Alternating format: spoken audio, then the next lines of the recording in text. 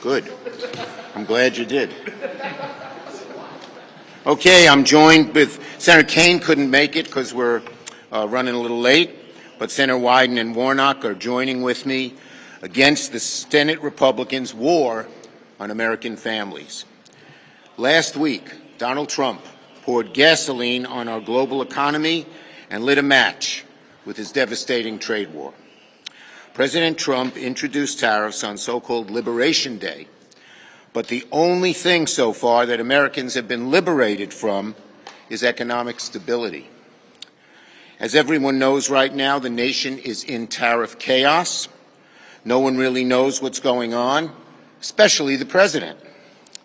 These tariffs are self-inflicted catastrophe on the United States. The market continues to teeter. Your retirement accounts are in a whiplash. A report by J.P. Morgan, now they're normally a staid banker, but you know what the title of their report was? There Will Be Blood. And it warned that, quote, these policies, if sustained, would likely push the U.S. and possibly the global economy into a recession this year. They continued with a warning, raising the risk of recession this year to 60%. The stock market's all over the place, but what really is bothering the American people is the potential rise, the dramatic rise in costs, what they pay for food, for medicine, for clothing, for housing, for cars, for gas. The fact that in a recession it's harder to get a job, advance in your job, and it's more likely you'll be laid off, it's more likely you'll pay for more. So the American people are focused on how it will affect them in their pocketbook, whether they own stocks or not. The choice in front of Leader Thune and Speaker Johnson is simple. Are they going to choose Donald Trump, or are they going to choose American families? Stand up to Donald Trump, or watch him walk us directly into a recession. And so far, they're not standing up. Congress must take action before Donald Trump causes even more damage to the economy. Last week, the Senate took the first step, passed Senator Kaine's resolution that would roll back tariffs on Canada to ease some pain from American families. Speaker Johnson must allow the House to vote on that bipartisan legislation that would reverse the senseless tariffs in our longtime ally, Canada. Senate Democrats are trying to do more to help families worried about their costs, their retirements, economic chaos. So that's why I was so deeply disappointed last Friday when every single Republican rejected my measure to stop any tariffs since January 20th if prices for groceries and medicines and other essential goods went up. Every one of them voted no, and the voters are realizing that. Let me repeat. Republicans had the chance to stop this pain for American families, and every single one voted no. But we won't be deterred in fighting for Americans. That's why today I'm proud to be joining Senators Wyden, Kaine, Warnock, and others to introduce another resolution that would halt all of Trump's tariffs. The Senate has the power and the authority to stop this madness. We have a duty to act in a bipartisan way to repeal these tariffs. We have the ability to put it on the floor and make them vote on it, like Senator Kaine did in his resolution. Same with Senator Wyden's. And now let me call on him, Senator Wyden.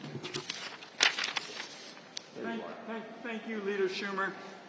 And I'll be short.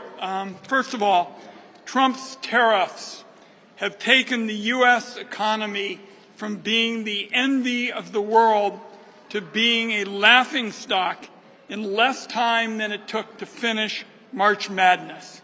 I mean, basically, you just turn around and we are trying to basically dig out from under these incredible experiences so many Americans are having with their 401ks and trying to pay for essentials. And today in the Finance Committee, we learned that the massive global tariffs are going to go into effect tomorrow. And they said, well, maybe it would be scheduled.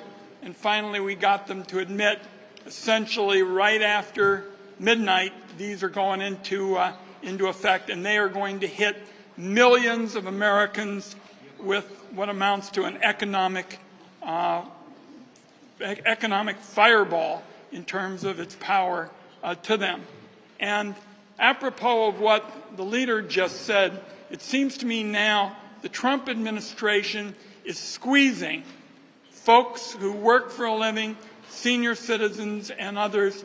They're being squeezed from both sides.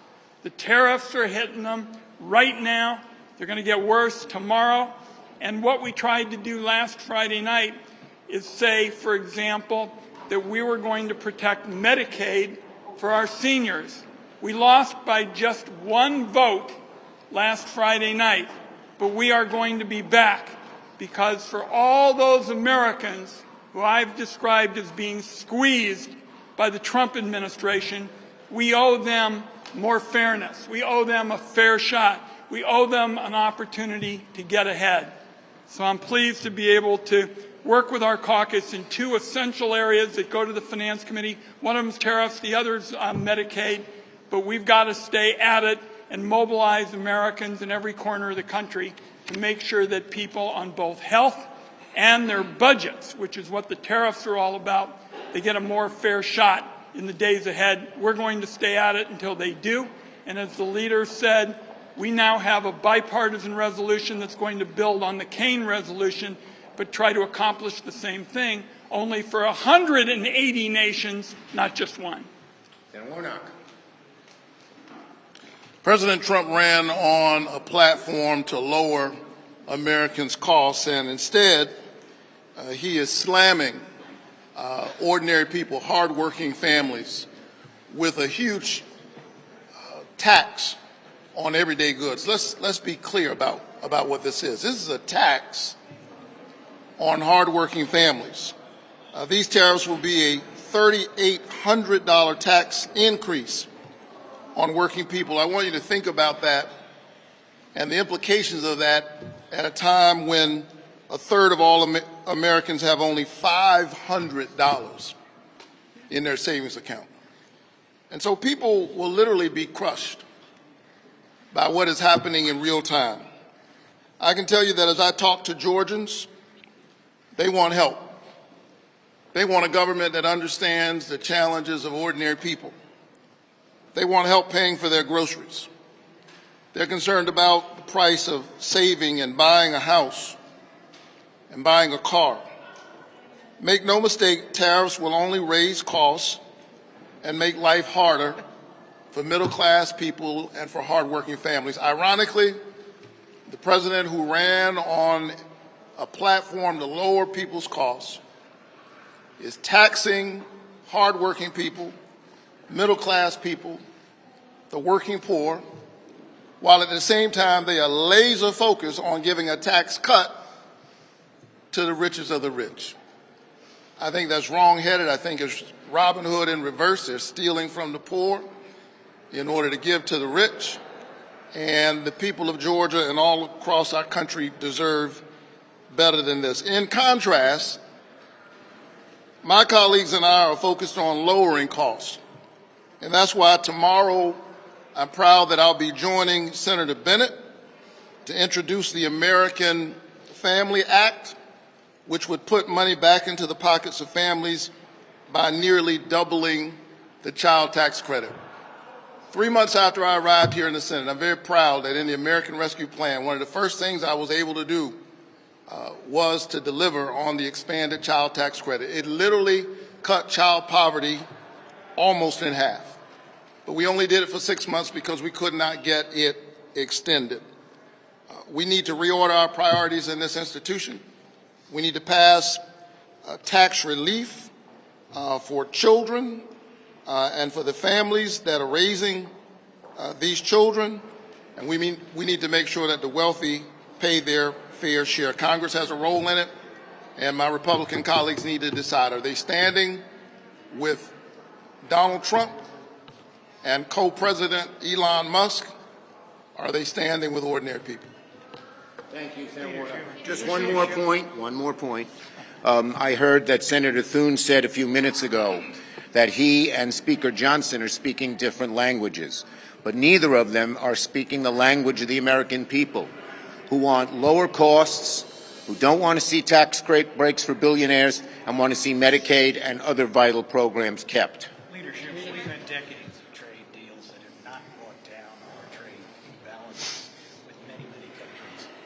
That has put our factories, our workers, our farmers at a disadvantage.